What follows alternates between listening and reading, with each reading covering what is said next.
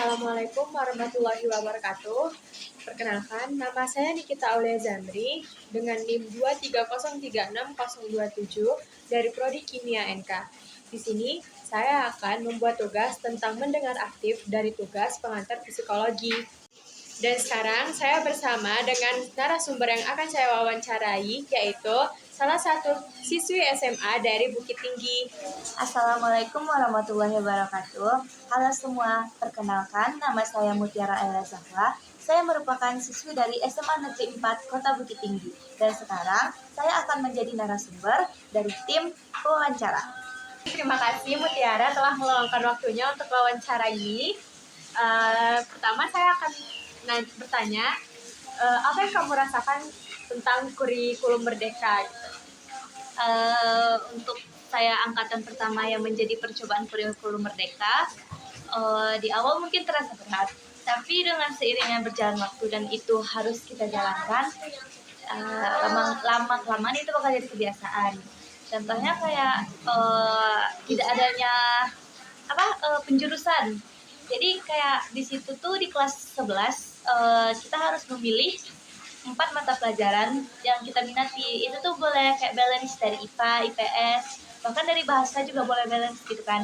Jadi dari 4 yang kita minati itu yang bakal kita pelajari selama kelas 11. Terus apa hambatan kamu dalam belajar di kurikulum Merdeka ini? Mungkin kalau hambatan dari sekolah yang saya tempati, hambatannya yang pertama itu kan kalau mata pilihan itu setiap hari Selasa dan Kamis, dan setiap hari Selasa dan Kamis itu keempat-empatnya dipelajari. Yang saya ambil kan ekonomi, biologi, bahasa Inggris, dan kimia. Jam pertama itu saya di kimia. Misalnya kimia tuh di kelas A, udah siap di kelas A, jam keduanya saya pindah ke kelas B. Udah siap dari kelas B, saya pindah ke kelas C. Jadi setiap mapel tuh beda-beda kelas dan beda jam. Itu mungkin hambatannya karena kita harus pindah-pindah kelas, temannya beda lagi, dan butuh adaptasi yang lebih jauh gitu untuk kita bisa nyaman di kelas itu. Wah, jadi gitu ya. Kalau boleh tahu nih, kamu sekarang lagi kelas berapa? Kelas 11. Oh, lagi kelas 11, berarti lagi masa-masa indahnya SMA lah ya. Terus gimana sih rasanya jadi kelas 11 gitu kan, sebelumnya kelas 10 tuh pasti ada kayak rasa ada sedih atau ada senangnya di kelas 11 gitu. Kalau di kelas 11 kan kata orang masa-masa terindah di SMA kan. Ya menurut aku pribadi kayak senangnya itu kayak kita di tengah-tengah gitu loh. Kita punya senior, kita punya junior. Nah iya bener sih, aku juga ngerasa kayak gitu iya. sih. Tapi kayak kita dibuat makin labil gitu loh, antara lagi kelas 12 mau masuk apa ya, mau kemana ya tujuannya gitu kan. Sedangkan kayak ada beberapa temanku tuh kayak malah kayak ngerasa kelas 11 nih bisa di skip gak sih, karena kayak buat sakit kepala gitu kan. Kalau misalnya kelas 11 nih karena kurikulum sekarang kan kurikulum baru, itu tuh kita harus pasti mikirin mata pelajaran yang sesuai dengan cita-cita. Nah, itu yang buat agak rancu ya. Berarti tuh kalau kurikulum yang sekarang tuh harus dipastikan dari kelas 11 itu ya? Apa materi apa yang bakal ke depannya? Kan nggak ada penjurusan lagi kan, jadi kayak di balance semuanya. Terus kamu ambil apa aja? Kalau aku ngambil kimia, biologi, ekonomi, bahasa Inggris. Apa tuh? Kenapa ngambil kimia, biologi? Awalnya kan kayak pengen jadi dokter kayak, tapi aku nggak ngambil fisika gitu kan. Kenapa nggak ngambil fisika? Karena kayak udah hitung-hitungan di kimia aja aku udah pusing gitu kan. Iya. Tapi kayak lama-kelamaan kayak ambil ekonomi lah, kayak kalau misalnya nanti nggak ada kesempatan di kesehatan, bisa balance ke apa namanya tuh, ke IPS. Nah kalau bahasa Inggris ya kayak itu wajib dasar gitu. Walaupun kayak pengen apapun mapel yang kita ambil pasti ada bahasa Inggris kan. Ya, benar. Tapi ya balik lagi kayak sebenarnya bahasa Inggris tuh bisa dipelajarin tanpa ngambil mapel kan. Tapi karena aku bingung kan apa lagi ya selain itu gitu. Ya udah aku ambil bahasa Inggris aja. Jadi kan ini kan kelas 11 nih. Nah, rencananya kelas 12 nih ngambil mata pelajaran apa? Kalau dari sekolah aku itu masih sama dari yang kita ambil di kelas 11. Oh, berarti Itu ngambil itu dari kelas 10 Ya, atau dari kelas 11. Soalnya kelas 10 tuh aku benar-benar mempelajari 17 mata pelajaran semua, IPA, IPS sampai kayak geografi, aku pelajarin semuanya di kelas 10. Cuma di kelas 11 ini doang kayak udah ada pembagiannya.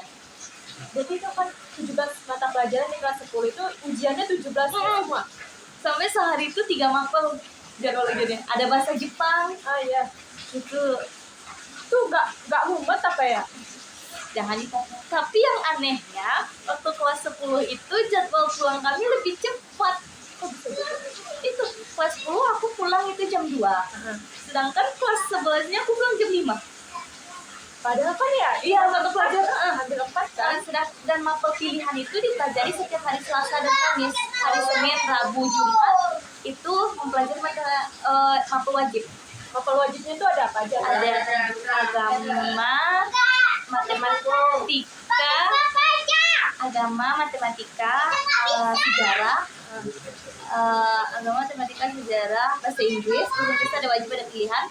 Terus matematika juga ada wajib ada pilihan, agama, matematika, sejarah, bahasa Inggris, PPKN. Habis itu Berarti kayak yang hal-hal yang dasar. PKWU. Cuma iya, itu, cuma 6. Oh, hal-hal yang dasar. Iya, hal yang gitu dasar. Kayak yang cuma ada lanjutannya itu cuma di matematika sama matematika, bahasa Indonesia, bahasa Inggris, cuma itu. Dan kayak yang pilihan tuh ada antropologi juga gitu. Kalau menurut kamu nih kan di kelas 11 ini apa sih mata pelajaran yang susah banget gitu loh? Di wajib apa pilihan? Dua-duanya lah, wajib atau pilihan. Kalau di wajib apa ya? Yang susah menurutku ya MTK. Sebenarnya nggak susah, tapi karena nggak ngerti alurnya dari mana gitu. Karena dari awal kayak aku kan sering izin, kayak aku kan juga anak organisasi gitu kan, aku sering izin, jadi kayak sering bolong, jadi kayak materi itu udah nggak nyampe lagi gitu, kayak udah karena ada jeda lanjut ke materi lain, jadi kayak nggak nyampe total itu. Kalau pilihan kimia sih. Kimia memang rumit sih, karena mungkin karena organisasi itu juga gak sih bolong-bolong gitu. Karena kalau kimia emang dari awal udah gak bisa sebenarnya karena beda guru. Di guru yang pertama aku ngambil kimia karena guru itu, karena kelas 2 aku ngerti ya, benar ngerti apa sama dia belajar. Tiba kelas 11 beda guru, yang guru tuh kayak dia tuh sebenarnya bagus kayak gitu, dia menuntut sempurna gimana kami bisa kayak berlatih di dunia kuliah loh. Di dunia kuliah tuh kayak gini loh, sampai kayak kami dibuat catatan nih, dia baik, kayak bahkan catatan tuh kayak ibaratnya udah dibikinin, disuapin lagi ke kami gitu. Beda dari guru lain, tapi kayak kami kurang buat koma aja atau buat tanda plus minus, nilai kami -3, -4. Kami telat ngumpul sehari aja itu kayak panggil orang tua. lebih ke tenaga pengajar Ya, disiplin waktu.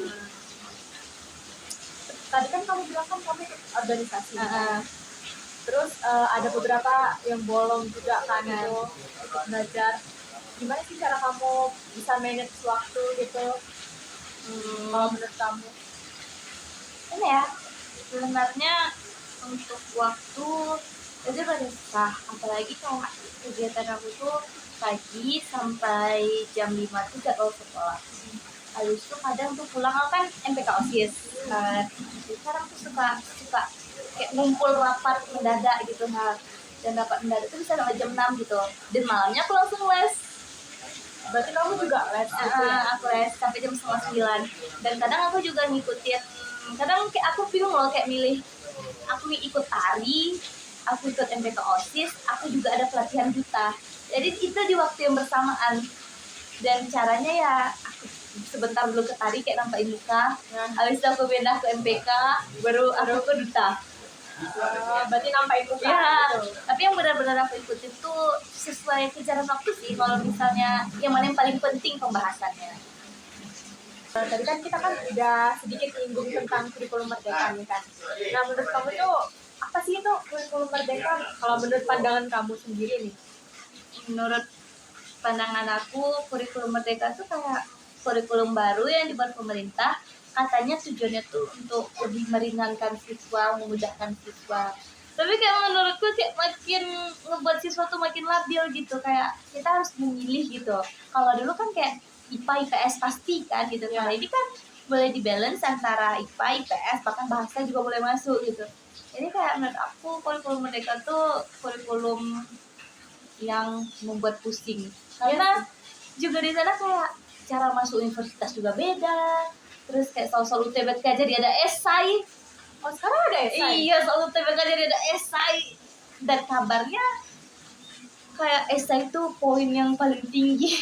Waduh. Esai, sedangkan yang kayak ABC aja udah Iya sih. ABC aja ngeblok gitu. Iya, apalagi Gimana esai. Dan esai itu kayak ada yang nalar, ada yang pengetahuan gitu. Jadi kayak kan kamu bilang kamu tuh anak organisasi kan. Nah, kalau boleh tahu organisasi apa yang lagi kamu ikutin gitu?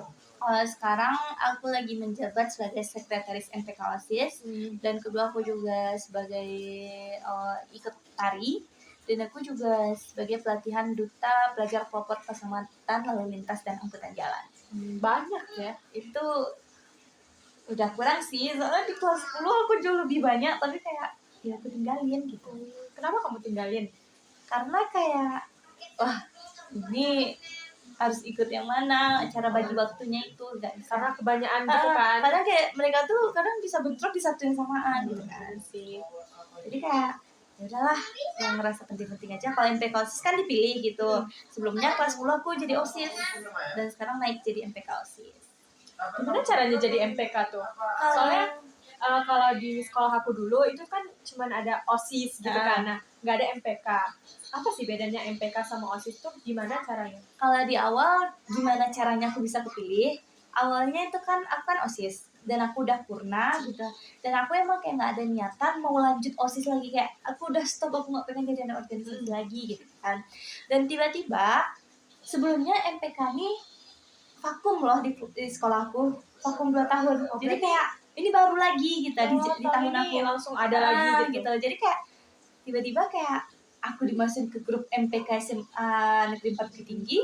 Aku kaget, ternyata MPK itu kan kepanjangannya Majelis Perwakilan Kelas. Jadi itu dipilih dari peserta didik terbaik setiap kelasnya.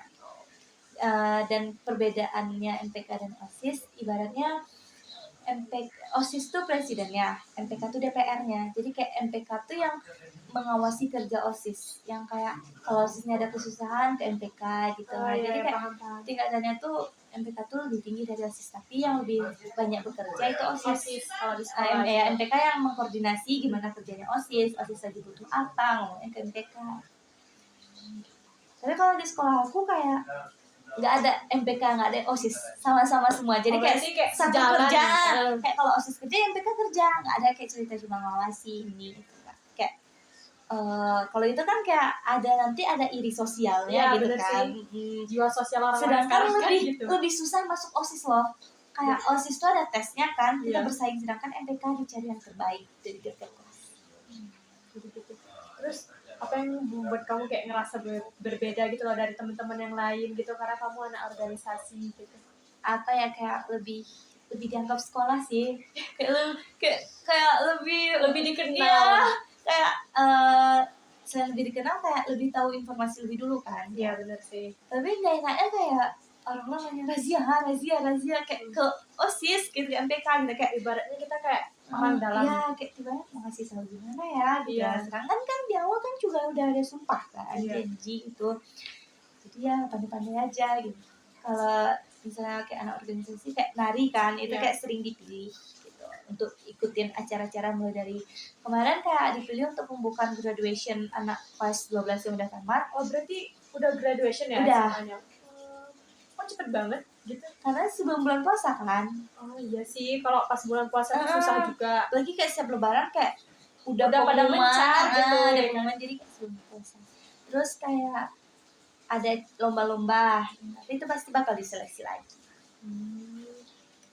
Sekian dari wawancara yang dapat saya lakukan. Terima kasih kepada narasumber yang telah bersedia untuk wawancara ini. Sekian. Wassalamualaikum warahmatullahi wabarakatuh. Dadah.